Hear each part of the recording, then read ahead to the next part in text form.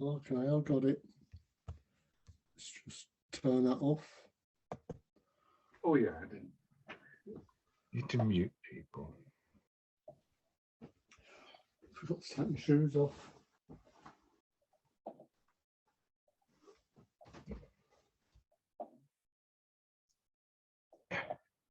Feet hip width apart, toes pointing forwards, the usual routine. Hips just dropping back a little bit. Nice and loose in your hips and shoulders.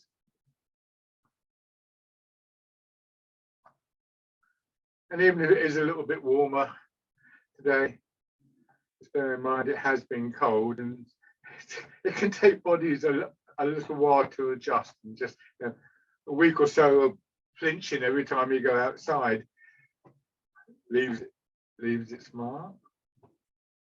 Just notice any areas that are stiff or tight. Turning from the middle of your body, just letting the movement build.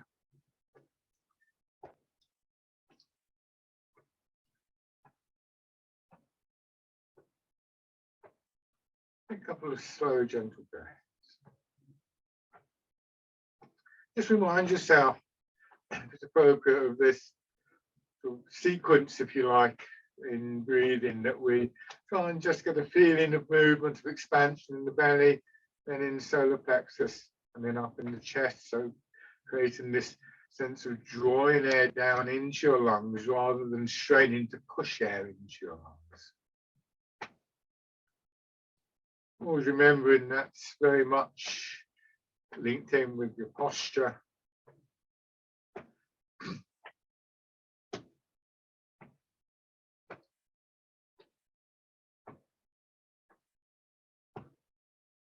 Quite heavy in your arms. Try not to lift your arms up. Just feel their proper weight.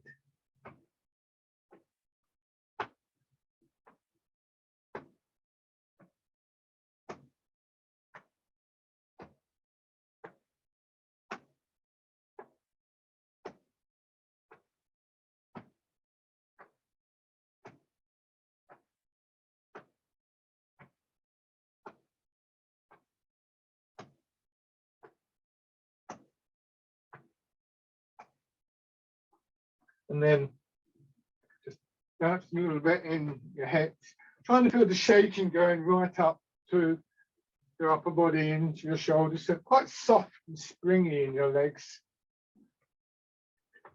And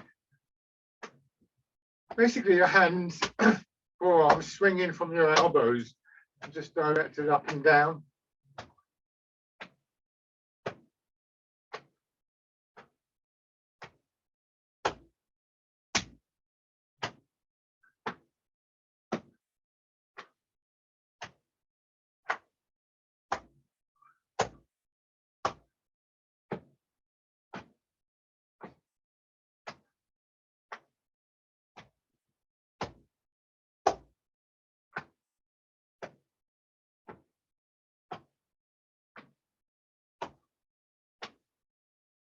And then the usual follow-up to this one, just hands on your back. Ideally, both hands palms inwards, pressing into your kidneys gently. You'll feel the shaking in that whole area of your lower back. And as always, if this isn't a comfortable position, you're tightening your shoulders or something, just do one hand, or use the back of your hands or side of your hands or something. But this is the sort of like official way, as it were. And I think we probably get more pressure if we can do this, but it is a slightly awkward posture, so adapt it as you need to.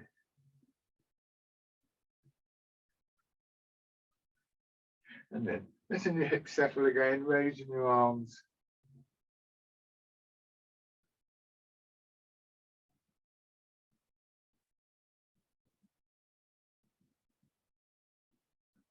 You can still use images like moving through water with the faster movements, and particularly with this one, because I think there's, that gives us a sense that rather than with the first few of these exercises, there's a kind of slightly slightly formless quality, almost floppy quality, loose quality to our arms. Here there's a more definite shape to maintain. So we want to find a way to maintain that shape without tightening up.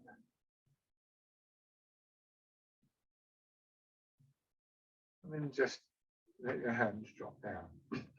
So it comes down to this feeling of releasing. You know, if I hold my fist tight, I've got a structure there, but you know, there's aching and it's an uncomfortable position. If I just show you it closer there, if I just soften that so it becomes hollow rather than tight, there's still a structure, but there isn't the same sense of stiffness or tightness. And you know, you could even go a little bit further and open your hand out completely. So to get that, thinking about your posture and just easing your weight forwards and backwards in your feet hip width apart, 50% of your weight in each leg, and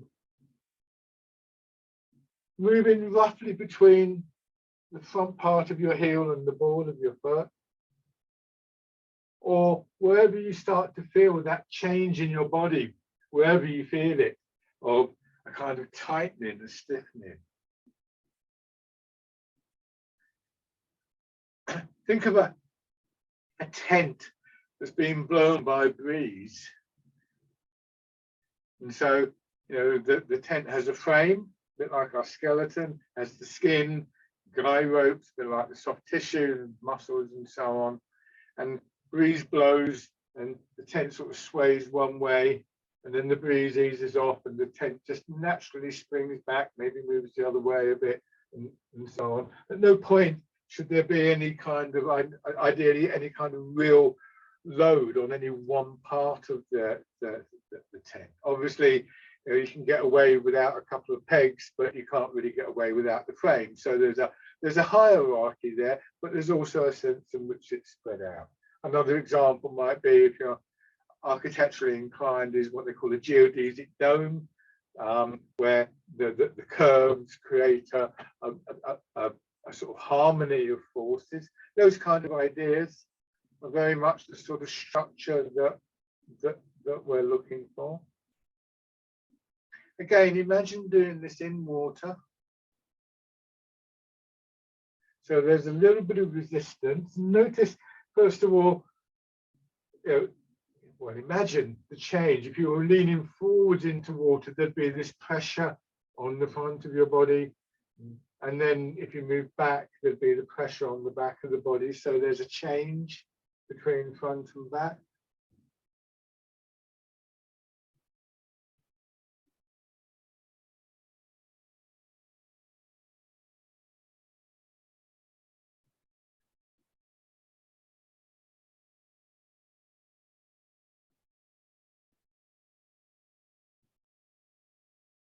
And then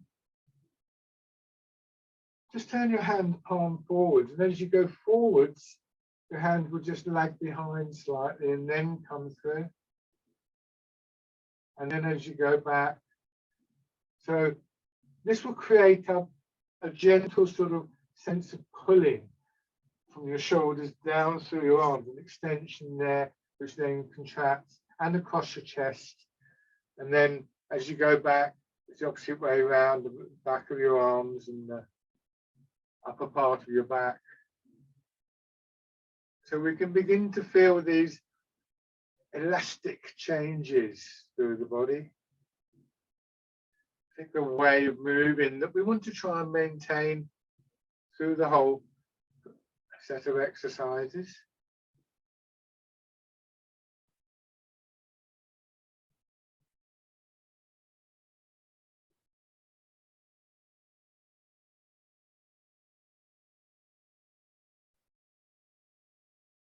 Take note of the midpoint.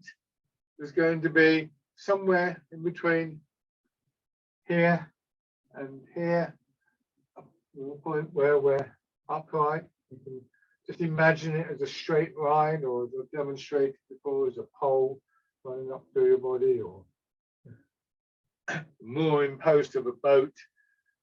And you're never losing your connection with that. Now bring your weight back.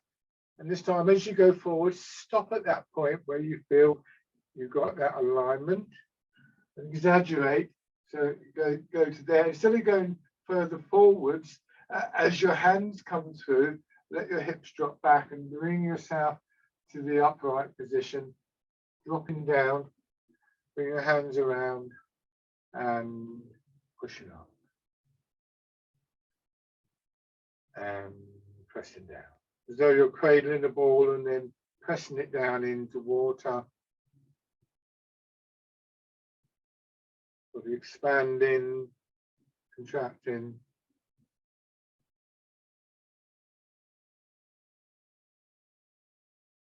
That slight sense of almost like a rippling feeling, tingling feeling going up and down your spine.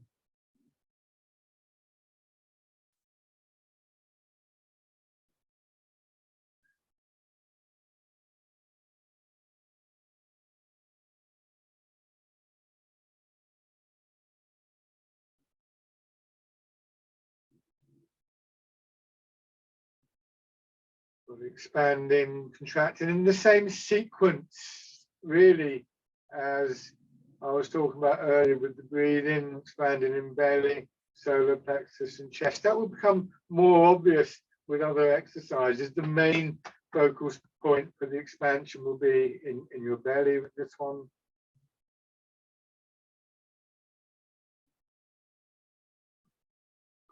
And this time, wild goose, just feeling the movement going up through your body, a little bit higher. Anything that happens in belly and solar plexus will have an impact on your chest. So really, what I'm talking about is what is highlighted here, what's spotlighted. Where is the main focal point for the expansion? And with this one, I would say it starts with the belly and then moves up a bit more obviously into the solar plexus. We just feel a little bit of a kind of almost rippling effect up into our chest.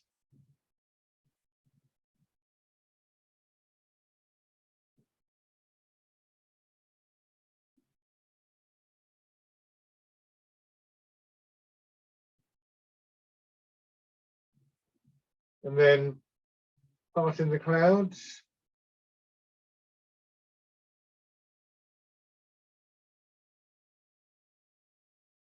And just that little bit higher up. So if you want to get a drink, if you wanted to try it with the breathing, then this would be the best one to just give that a go. Just see how it feels when you take the breath in. It doesn't have to last for the whole of the exercise.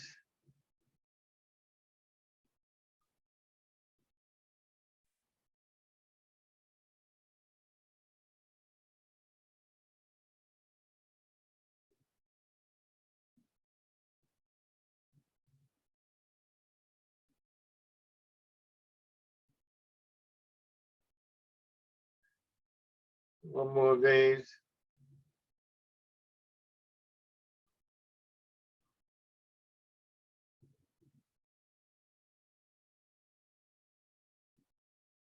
And then dragon plucks the stars from the sky.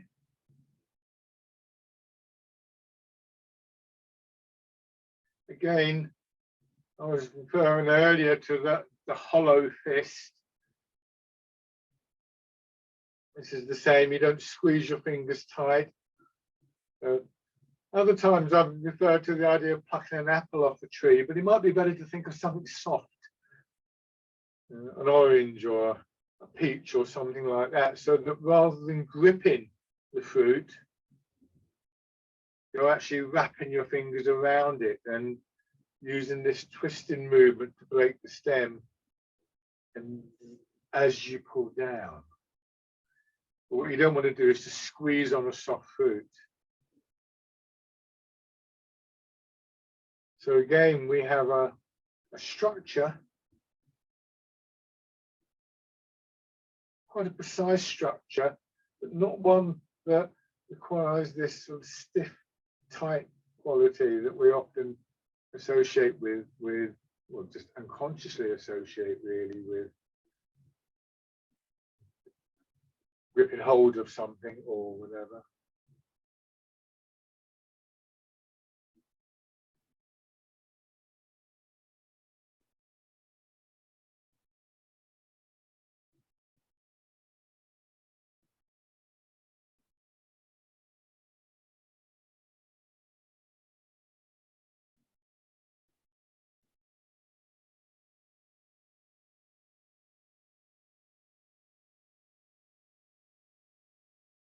One more time.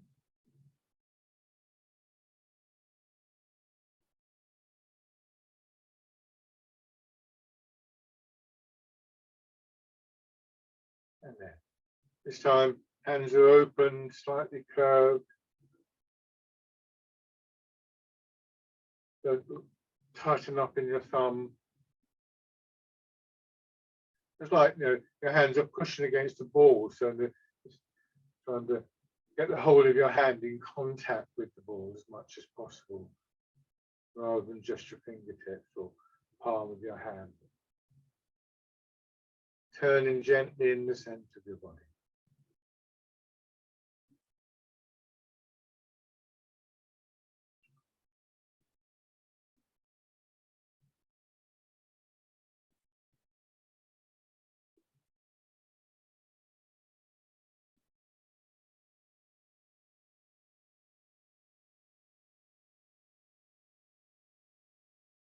Again, expanding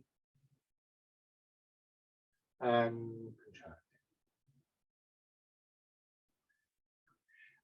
Again, if it suits you, on that expanding part of the movement, it might be appropriate to take an in-breath, but just be aware with this exercise that the first movement, when we bring our hands up above our shoulders like this, then there's often tightness and stiffness that builds up for various reasons, and that would have an impact on your breathing. And when we turn, if we're not really careful with the turn and aware of what we're doing with the turn, we might twist our shoulders around or turn too far, and that would also have an impact on our breathing.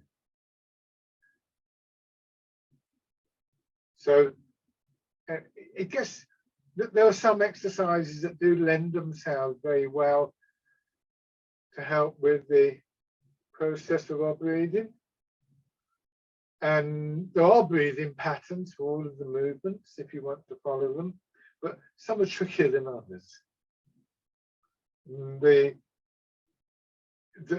kind of rule of thumb, I think, would be that in order of how we would try to develop these movements, we would be thinking about our posture, first of all, our basic structure, so that we weren't tight or stiff in the upper part of our body, or we were reducing that. Then maintaining that structure while we're doing the movements, so doing the movements correctly, you know, in various ways.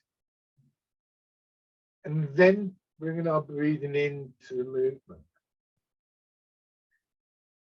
But in the exercise that I pointed out, so, you know, parting the clouds is one that I've talked about, helping, it can be helpful with the breathing. Pigeon spreads its wings is another one. That sort of introduces the idea of breathing patterns and breathing method in exercises that are quite friendly towards that. But it might be the case that with some of the exercises, it certainly is for me, some exercises I find the breathing comes very, very naturally. Others, not always. It's not always the same.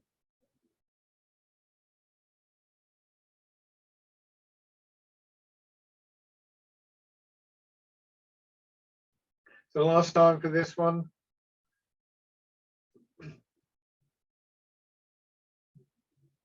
This next exercise, circling palms, is a good example of an exercise where I think the breathing is quite tricky because it seems to last quite a long time. There's somehow this expansion. You can do it, but you have to take a very definite long in breath that might not be appropriate.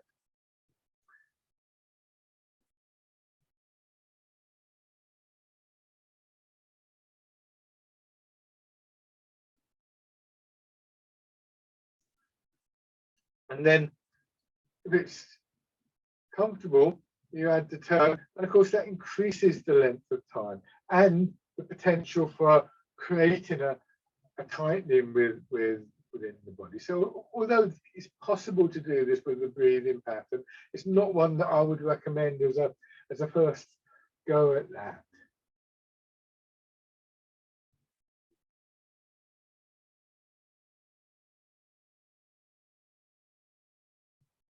The important thing is to keep breathing and to recognize that your body knows how to do that. And change to the other side.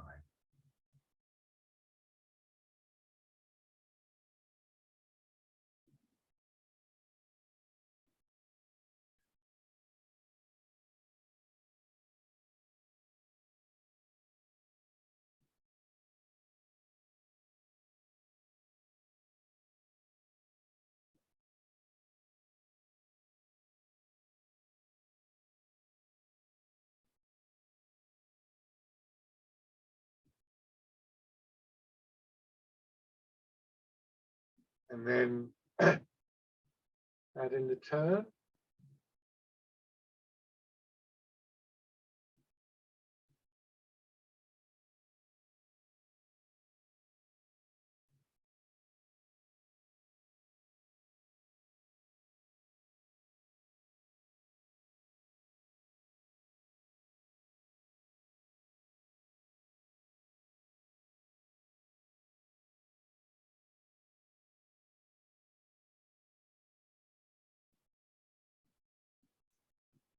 Rowing a boat in the middle of the lake. Very carefully pushing your hips back, letting the pelvis tilt, and then allowing the hips to drop back down before you push up. Be aware of the effect of the movement on your back and shoulders and knees. Be aware that when, again, we're trying to maintain that very fluid, springy quality rather than tightening up. A massaging quality is another description.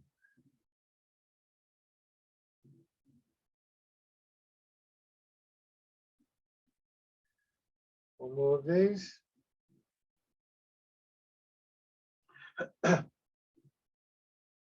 and then your hands rest and turn, and again push your hips back.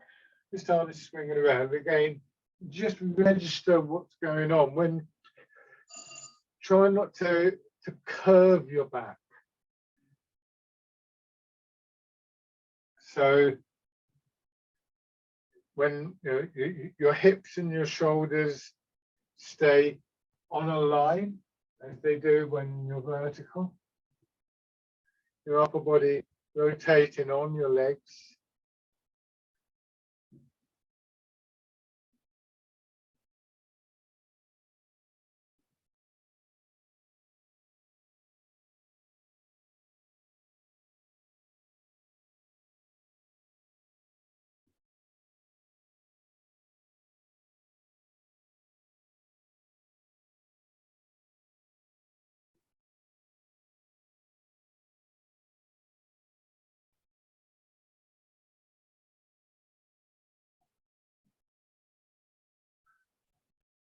One more time. Okay. Back to sinking down and pushing up.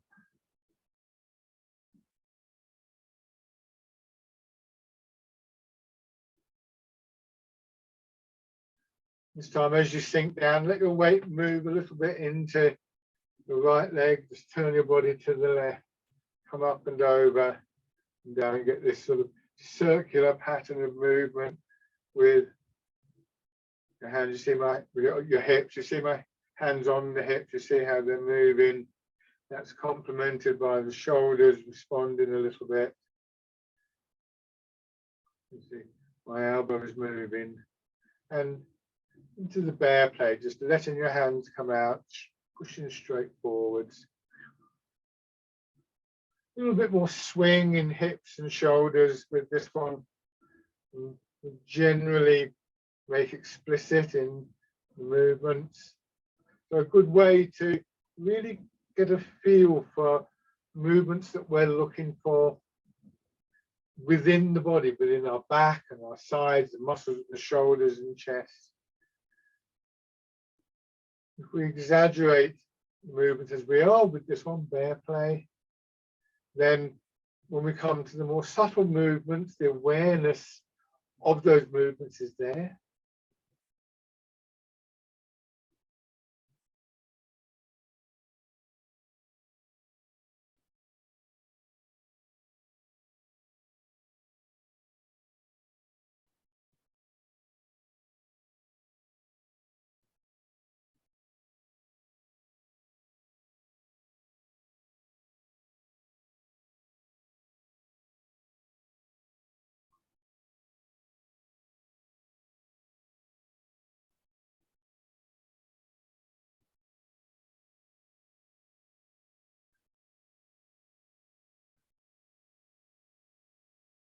One more time.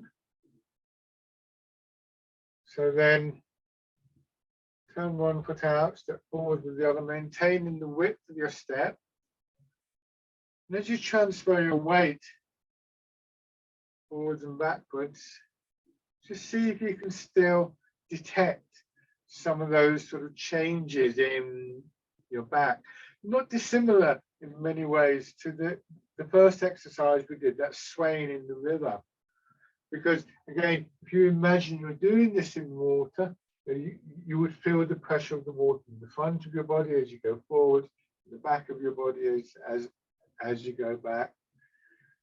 And so this opens up one of the aspects of the internal movement, which is this sense of sensation of nothing specific in anatomical terms. We could think of postural muscle, skeletal muscle, tendons, ligaments, and so on and so forth, which is part of this, but also just this overall sense of a momentum and energy that moves through our body.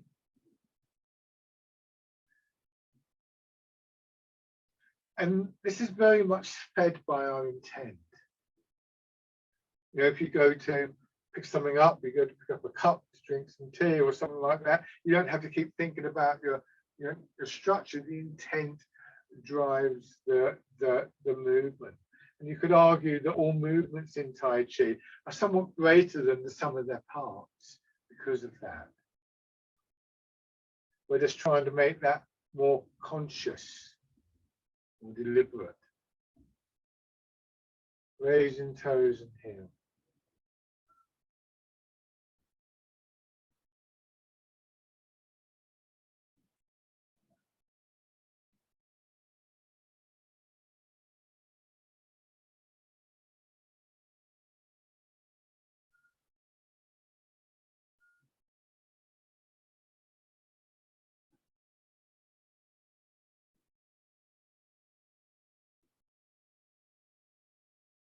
And stepping in.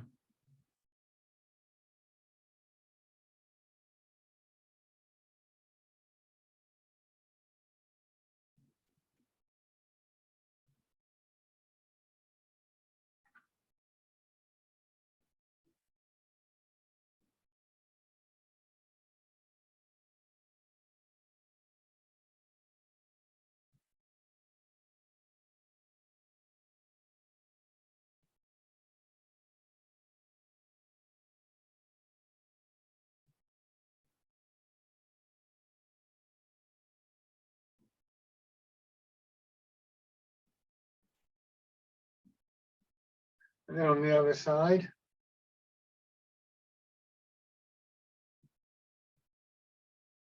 It's also worth noting what happens again, we can think about, oh yeah, so if you want to focus on the back leg, how you can press the back leg and then it springs you forwards, and various things that I cover. But just have this, also with that, have this idea that the intent, I'm in my back leg, I intend to go forwards. I intend to go back. So the intent is the thing that binds the various elements of our structure and our movement and our understanding of Tai Chi. And again, it's like, oh, there's something over there I want to pick up. You don't think, well, I've got to get the structure right. But you will find increasingly as you practice Tai Chi that this way of moving is integrated into your body via your intent. And then raising your toes and your heel becomes a habit, I suppose you could say, in some ways.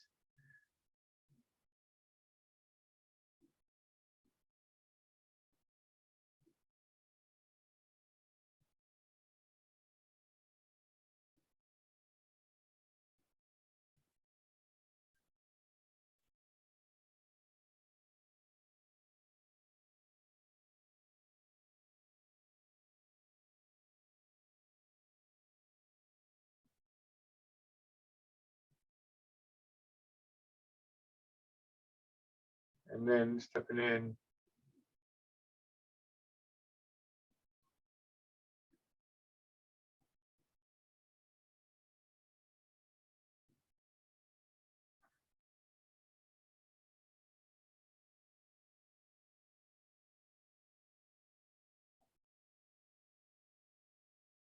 And just taking a few steps forwards.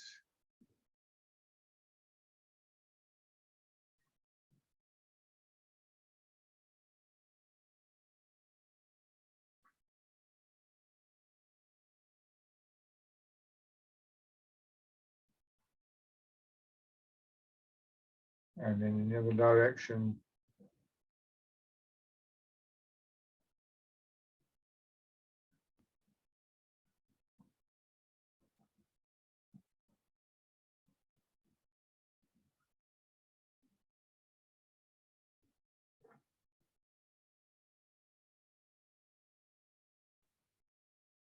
And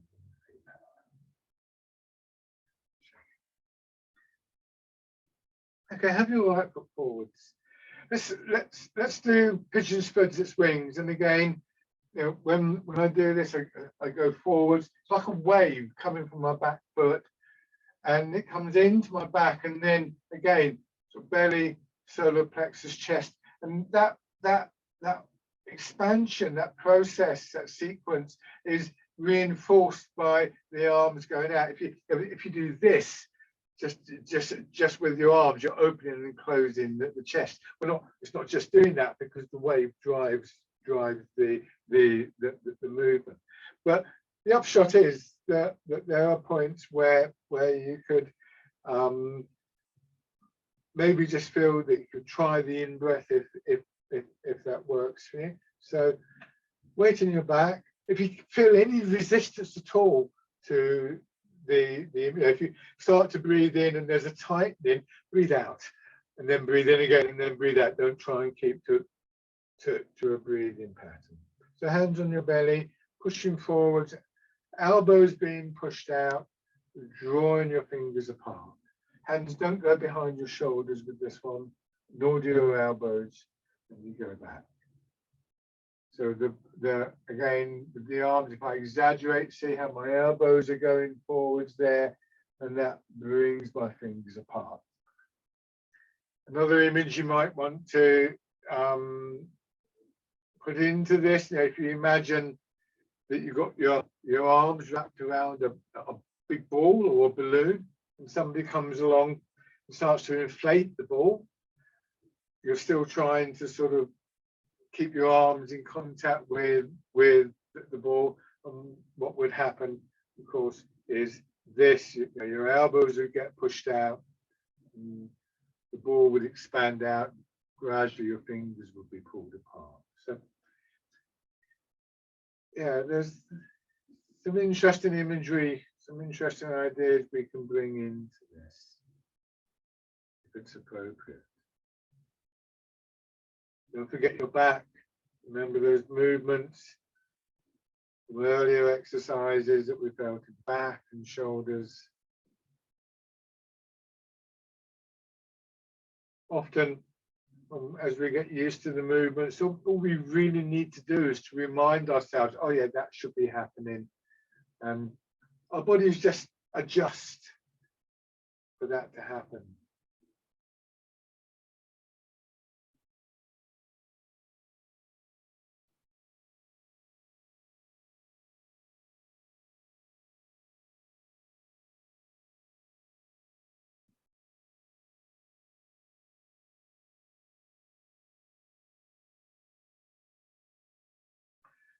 One more time.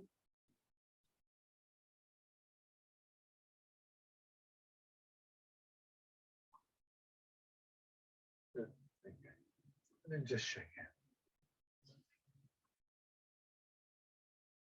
So let's try that on the other side. Make sure the structure, of course, feet hip width apart, about the same in length. Starting in your back foot, pushing forwards.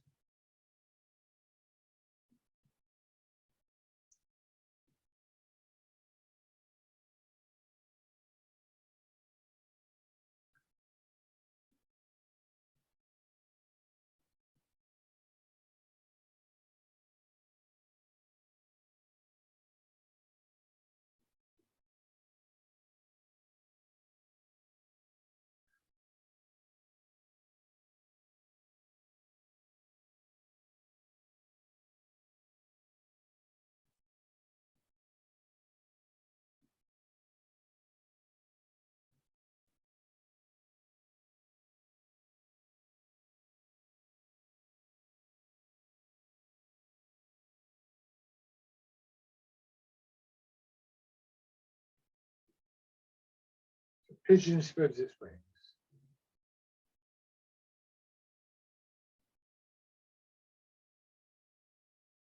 One more time.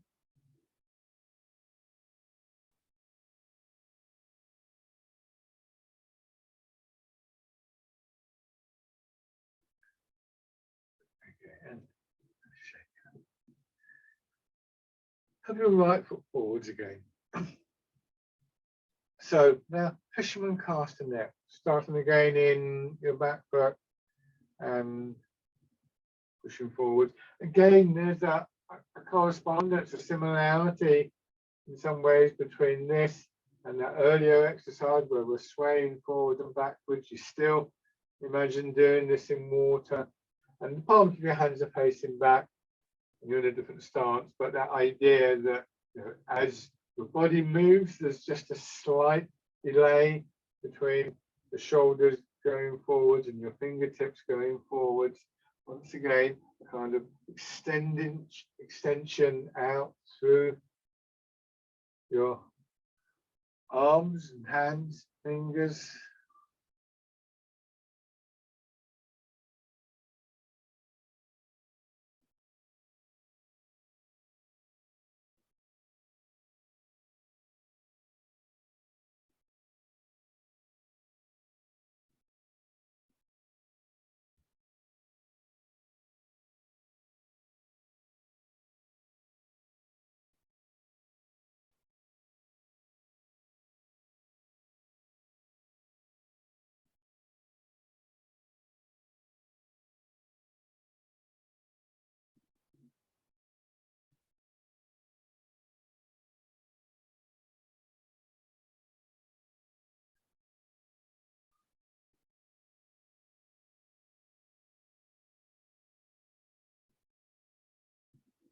And then pushing wave.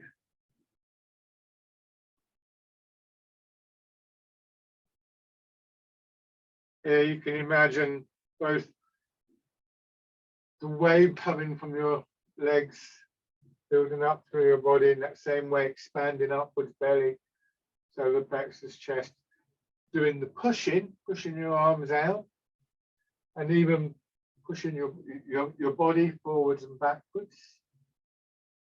You have an additional element here, and this is where our awareness begins to move out of our body as well as being within the body, which is that you're pushing against the wave.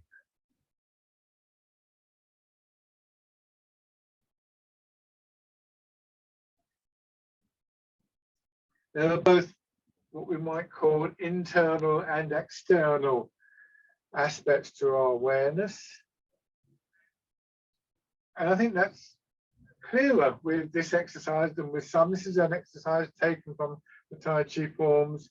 And so it would have a martial element. You could imagine pushing somebody over. And so with exercises like this, that sense of our awareness does get extended out a little bit. Now here, bringing the center of the body more into the movement. Let your hands drop down so they're palm down and turn. Polishing the table, going forwards, swinging around. If you look carefully at my arms, you'll see they're not, well, they're obviously moving, but they're not doing this. What they are doing more than anything else is going forwards or backwards. It's the reason they're coming across, or it appears as though they're coming across, is because my center's turning. But if you look carefully, they don't deviate much from a point where it's in line with my shoulders. A little bit, obviously. So we have this horizontal circling.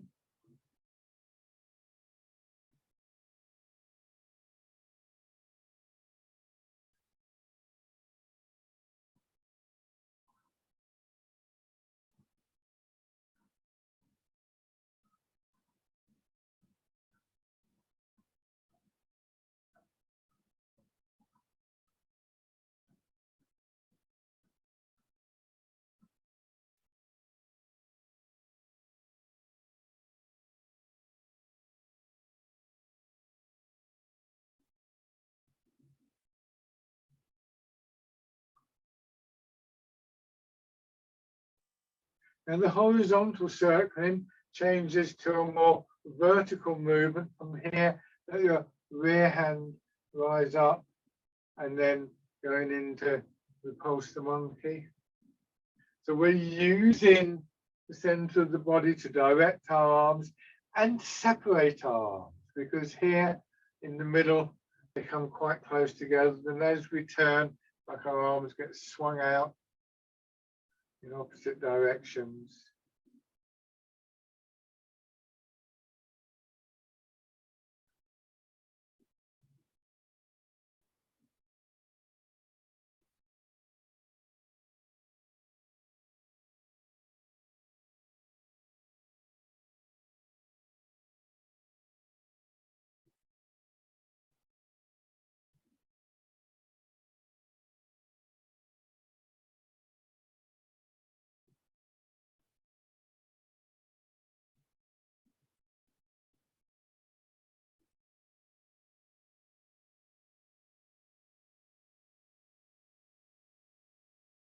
I'm going to do one more change now. Here, push forwards, go back, but imagine your hands now almost tied together. Once again, we have a circular movement, and this has elements of both the vertical circle, but also as we come back here, the horizontal circle. So from the side, there's the vertical circle, but then there's the horizontal circle, change into the vertical, change into the horizontal. Not quite that abrupt, but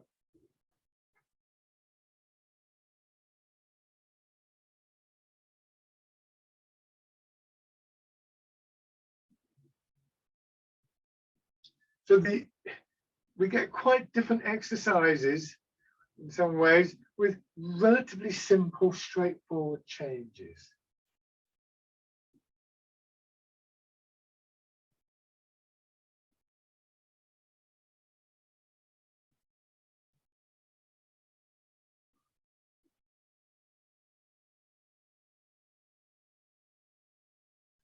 Okay, and then bring your feet parallel. There are various ways in which these things are described. One thing that we often find in Tai Chi is the phrase, it's about the 13 movements, 1-3 of Tai Chi Chuan, that really there's only 13 main movements, and frankly some of those are step forwards and step back, so it's not that many, but then they combine in different ways. Another idea that's used in Chen style Tai Chi is that there are 3 sets of circles. There's a set of vertical circles in front of, or from left to right, a set of vertical circles front and back, and a set of horizontal circles. And when they're combined in different ways, sometimes they're smaller, sometimes they're bigger, sometimes you do half a circle and go back, so there's different ways of combining them. But the basic patterning is actually very, very simple. So if you think about what we've just been doing, fisherman cast a net is an example of a circular movement. We're only doing a part of that circle, but there's a potential circle there. Push and wave is another part of a circle. You know, there's a circular movement there. That's just a small part of it.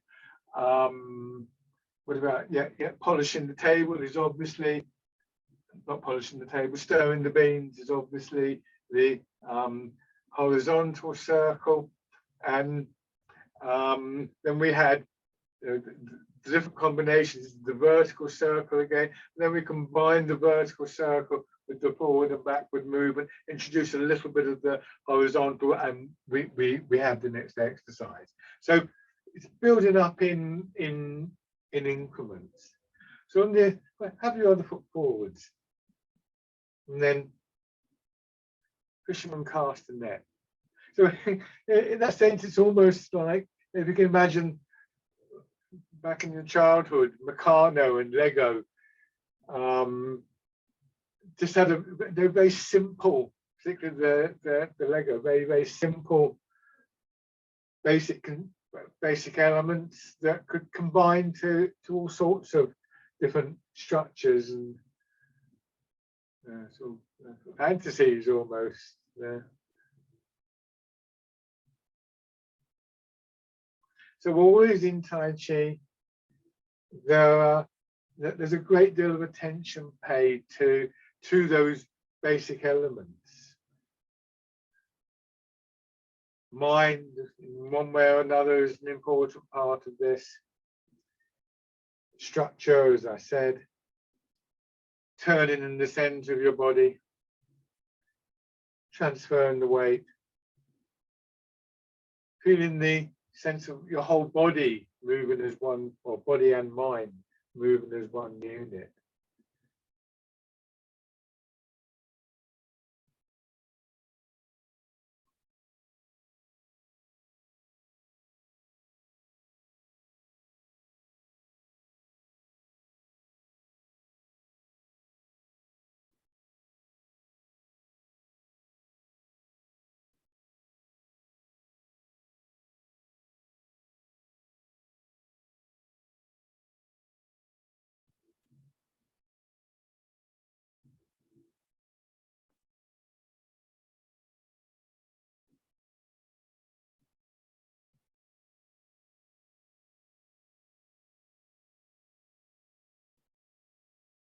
One more time.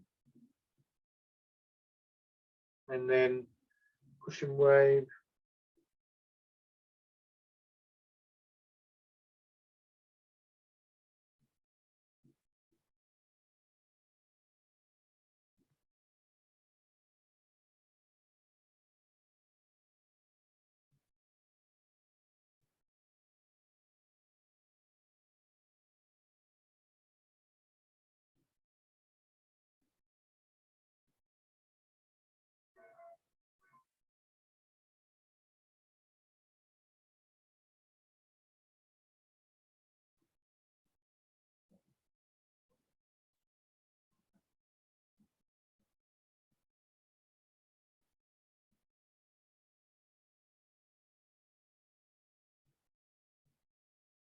One more time. Your hands drop down, turning as you go back. Doing that, the effect of that on your ribs and your shoulders, and then down into your arms and hands and fingers. Stirring the beans.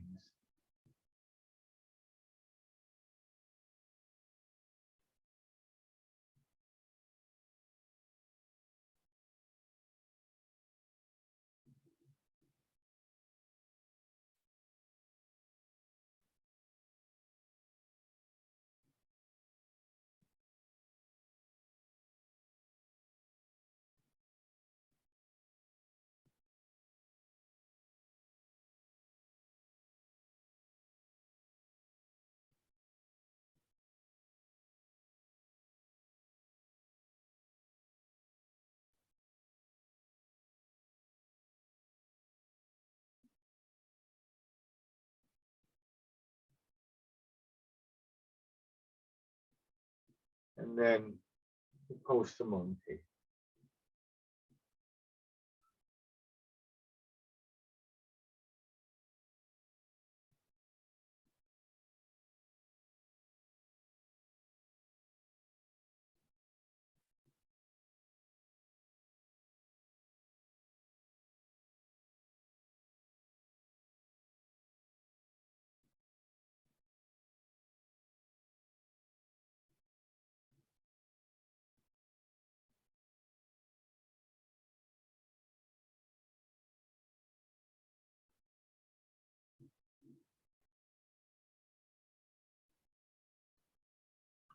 One more time. Yeah, just let your front hand drop down. It just joins with the rear hand. The figure of 8.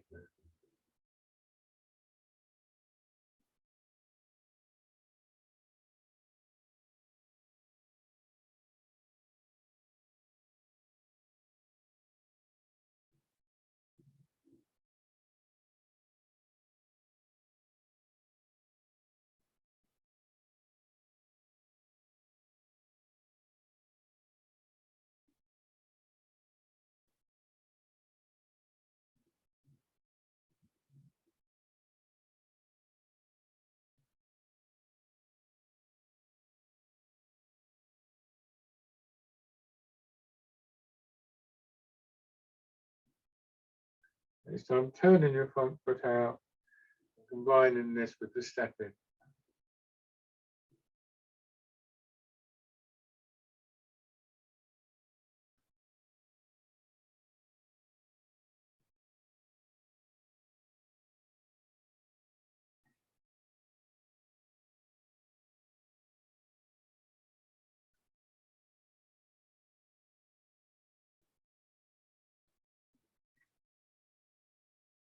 And back the other way.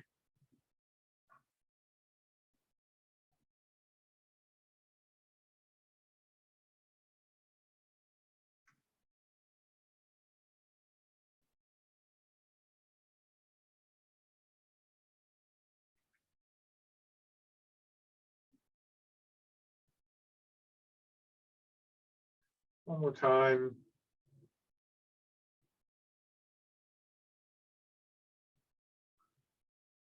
Excellent. And shake out. Brilliant. Brilliant. Any time to stop. So just rubbing your hands together.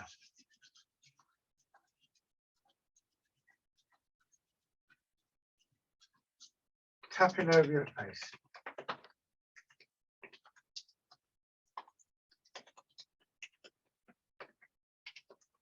Over your head and neck.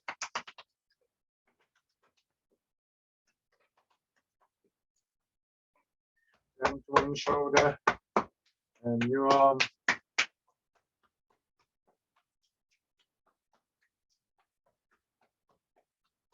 On the side.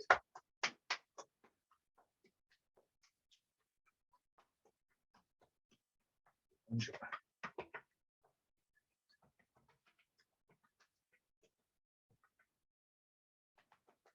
Hips.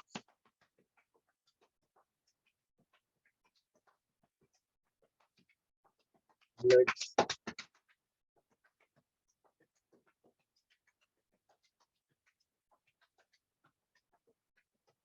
flat on your belly.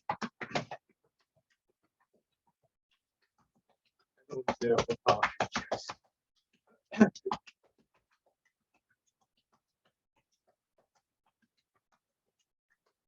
Good. So this is the last standing class online for the year. We start up again in the first week of January, but it'll be the Thursday. So it'll be Thursday the 5th. First Monday one is the 9th. And I think, as I said last week, there'll be a slightly later start time. It'll either be 1:45 or 10 to, I suspect 10 to, just to give me time. There's a series of classes I'm doing for a few weeks, just to give me time to get back from them in reasonable time. So look out for the start time on the newsletter that goes out. Other than that, have a lovely break, everybody. So whether you're live in the class or whether you're watching on YouTube, I know there's various people dip into the YouTube videos, which is great. Feel free to always do that, of course. But just standing and sinking down, embrace tiger, return to the mountain. Easy and gently.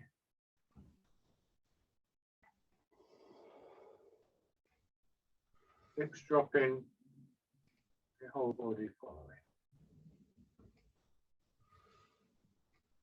If you want to bring your breathing into this one, it's because it's in 4 stages, it's a double breath cycle. So you might just want to concentrate on the second half of that, but it would be in breath and then out, and then in breath and then out. It's really that last in breath and out breath that I think are the most significant, because then we begin to associate the out breath with this sense of just settling. Almost like somebody's just gently stroking their fingers down your back to quieten you down. One more time.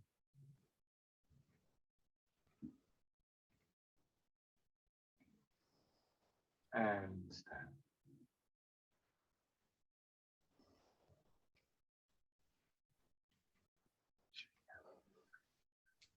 Lovely. Thank you very much. Cheers, Mike. See you in January. So.